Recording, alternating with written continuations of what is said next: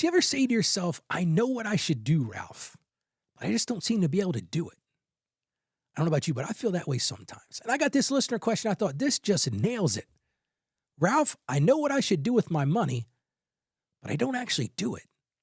Why is it so hard to follow through? Well, here's what I want to say. Welcome to the party, my friend, because yes, me too. It's a struggle, isn't it?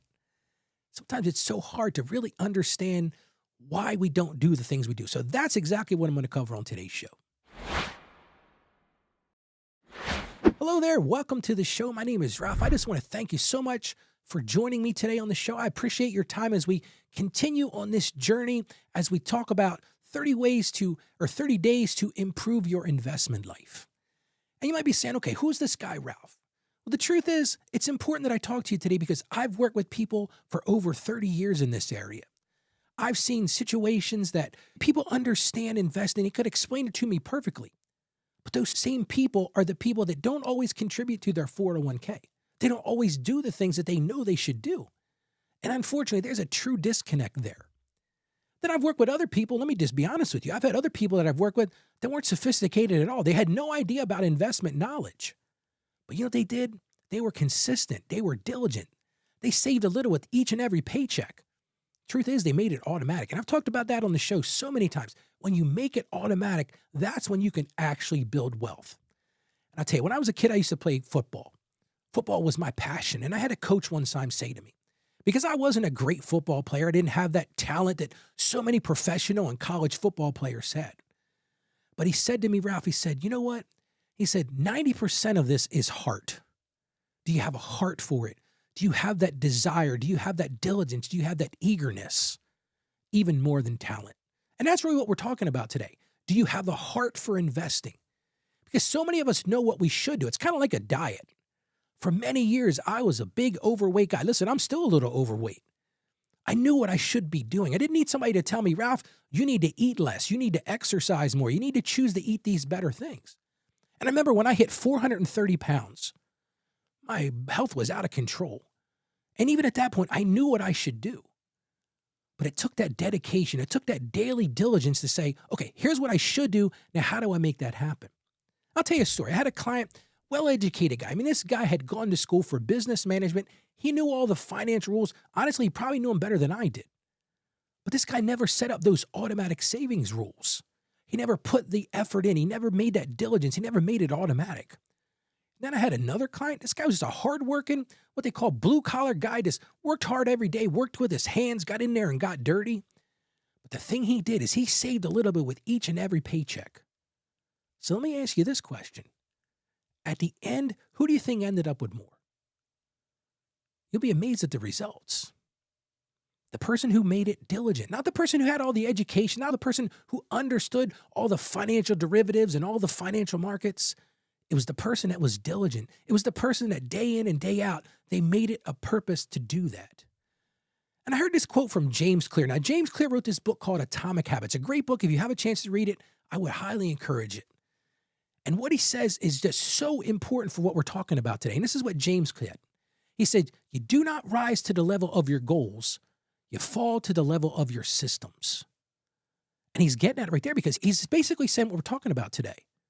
You might have these goals, these intentions, these pie-in-the-sky ideas. You're going to do this and you're going to do that. But if you don't have the system to do it, you're not going to do it. See, that system, it's all about building that consistency. So now you're saying, Ralph, okay, great. I get it, Ralph. I know what I need to do, and I'm not doing it. So how do we build that system of consistency?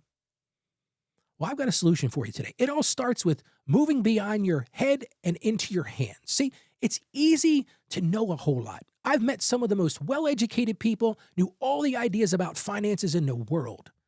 But that knowing, just having understanding, doesn't move money. It doesn't do anything. You can have the greatest knowledge in the world, but if you don't put it into practice. See, I say this on the show all the time. Intentions are great, but it's all about action. See, action is where it comes in. So move out of your head and move into your hands. Think of a marriage. I've been married for 25 years. Just celebrated my 25th anniversary a few weeks ago. Now, one of the things when we first got together, my wife said to me, Ralph, I would love it if you would take out the trash. Now, I could say, you know what? I'm going to take out the trash one time. And I get the bonus points. I took out the trash one time. But that's not the answer. The answer is if you love your wife, and husbands, listen to me right now. Christ says, love your wife as Jesus. Think of a marriage like this. The Bible says this, love your wife as Christ loves the church. If I just took out the trash one time, that wouldn't be of any value, right? Well, if you're doing your investments the same way, if you just throw that money in that investment one time, it's not going to matter. It's when you do it consistently. It's building those consistent habits. And that's the thing I want to talk about today. The next step to this is building that consistency. And again, these don't have to be elaborate things, just simple habits, automating those contributions, building that routine. Maybe even think about it like set it and forget it. Go to your HR person and say, listen, I know we've got this 401k. I know we've got this retirement plan. Let's do this. And let me just tell you right now, that action, that taking that intentional action is better than any once in a while thing to do. And it's all about those systems. Clear mentioned this earlier. Make the right choice and make it automatic because small changes stick. It's all about your systems. Think about this, small steps, just $25 a month will add up to something so much greater than just one time $500 someday or never. I don't know how many times I've worked with people, they say, Rob, someday I'm going to put money away for retirement. Someday I'm going to pay off my debt. Someday I'm going to pay down those credit cards. Someday I'm going to build that emergency fund. Your someday is today and tomorrow and the next day. It's all about building that consistency. Don't wait until you know you have enough. So many people will say to me, Ralph, when I make a little bit extra money, I'll do this. When I set aside a little bit more, when I get that big raise, you know enough right now. Act on what you know right now because truth is, you can do this. You can make these impactful things. My grandfather used to say this all the time, and he was a good old Southern fella, actually. Him and I were very close. He actually was the one that brought me to salvation at age 13. And he said this one time, and he is so right about this. He said, if you aspire to greatness, if you envision that greatness, what that looks like in your life, and you start to live in that greatness, that does become your reality.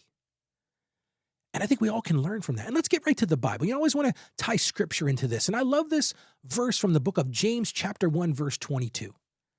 And this might step on your toes a little bit. It stepped on mine when I was preparing for the show today. It says, do not merely listen to the word and so deceive yourselves. Do what it says. And we can all take a listen and say, wait a minute. Hey, you know what? We can listen to the word. A lot of us sit in church or we read our Bibles and we listen to it, we hear it. But are we doing what it says? And that's one of the reasons I tie these two pieces together. A lot of people say, Ralph, you're crazy. Faith and finances should not be mixed together. But the Bible talks about finances from the back of the front to the book. And I love what Proverbs 13:4 says. Again, I'm going to step on some toes. I'm going to use a term here called sluggard. My minister at church had talked about sluggards one time. Everybody said, oh, but you can't say that in church. But what does Proverbs 13:4 says? It says, a sluggard's appetite is never filled, but the desires of the diligent are fully satisfied. See, the moral of the story here is God rewards diligence. God rewards consistency. God rewards that daily action of faith. So don't be a sluggard today. You know what you should do. Go do it. How about we pray together right now? Lord, we just come to you right now. We thank you for a heart, Lord, and we thank you for faith that surpasses all understanding. And Lord, we just ask you right now to strengthen us as we act out in this faith. Help us to do the things that we already know, Lord, and the discipline to build those lasting habits that will be so fruitful for generations to come, Lord. Help us to have faith and trust in you, Lord, above all things. Help us to be steady in our steps, not get sucked into those big dreams and those pie-in-the-sky ideas that we never bring to full fruition, Lord. And we ask this in confidence in the name of Jesus. Amen. So here's your one action step for today. Just one habit. I want you to pick one habit today and automate those things. Maybe it's automated savings. Maybe you've never really set aside that amount with each paycheck. Just decide today, I'm going to do something. Maybe it's time to track that spending. You're thinking to yourself, Ralph, I get to the end of the month, I don't know where my money is. Well, here's an opportunity to be consistent. Track that spending every day. Maybe you've got that mountain of debt. You're looking at this debt in front of you and this mountain of debt. You're, Ralph, how am I ever going to get past this? Well, just this month, maybe take that extra $25 and pay that debt. Pay it towards that debt. Build that system. Build that consistency and work on that diligence. The truth is, knowledge is important. I can't undersell that. Those people who understand investments are valuable people. That's valuable information. That's great. Go get that information. But as my football coach said, behavior changes your future. So build those systems, build those habits. Beat those goals and intentions are the most important thing. So start small, be consistent, because the truth is, and I want you to hear this loud and clear today, God is going to bless that diligence. And one of the ways that I can help you in that diligence, I just finished writing my third book, and this was a passion project for me. It's simply called How to Become a Financially Confident Christian. You can get that for free, absolutely free. Just go to financiallyconfidentchristian.com/becoming. This is 30 years of me working with clients just like you. Stories of struggles and triumphs and crying on each other's shoulders and really helping each other when we hit rock bottom. And so many of us have been there. But in that book, I help you build those systems that will show you how to finally break that cycle of financial shame and live in confidence. Why don't you get that today? It's yours absolutely free. Just go to financiallyconfidentchristian.com/becoming. And listen, here's a little secret. Share that link with as many people as you can because I love to give away free books. Now, tomorrow, we're going to change the topic a little bit. We're going to talk about how not to freak out during those market cycles. We're going to talk about how to deal with panic, how to deal with fear, and how to not live in that reality anymore. Because the truth is, I'm going to give you a little spoiler alert tomorrow. You don't have to live like that. Today, I have confidence in you. I want you to have confidence in yourself because God believes in you. Stay financially savvy out there. Live out that belief in being a financially confident Christian. God bless you, and you have a great day today.